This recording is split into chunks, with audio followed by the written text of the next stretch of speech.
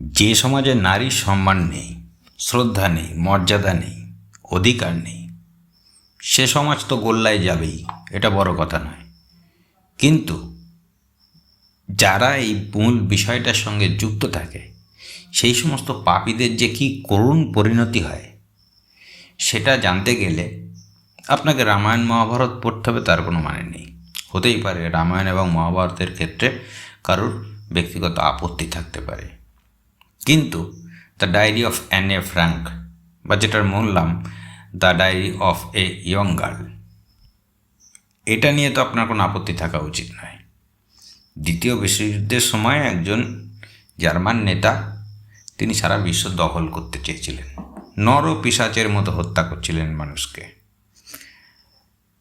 কিন্তু তিনি জানতেন না যে তিনি যখন এই বদ্ধ উন্মাদের মতো ধ্বংসযজ্ঞ চালাচ্ছেন, একটা ছোট্ট শেল্টারে লুকিয়ে থেকে কোনো মতে জীবনযাপন করে একটা ছোট্ট কিশোরী এমন একটা ডায়েরি লিখছে, যেটা আগামী দিনে প্রত্যেকটা শিক্ষিত মানুষের ঘরে শোকেসে থাকবে, মানুষ পড়বে, স্কুলের লাইব্রেরিতে থাকবে।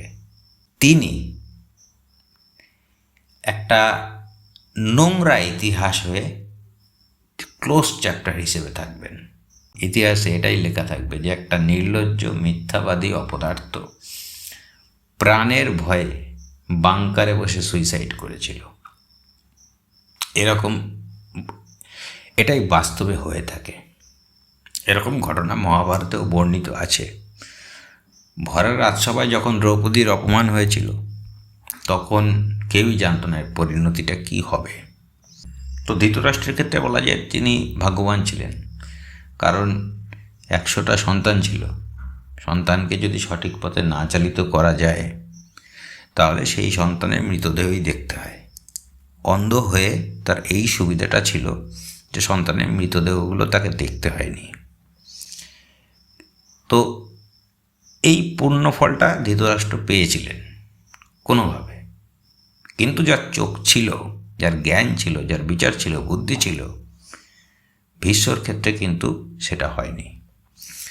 অহিংসা, নীতি, প্রতিজ্ঞা, সত্যবাদিতার নামে বাস্তবে তিনি ভরা সভায় বসে দ্রৌপদীর অত্যাচারটা দেখেছিলেন। দ্রৌপদী যখন সাহায্য প্রার্থনা করেছিলেন, তার অবস্থা হয়েছিল সেই মৌনী বাবার মতো। কিন্তু একটা কথা মনে রাখতে হবে যে পাপ ছায় না বাপকে।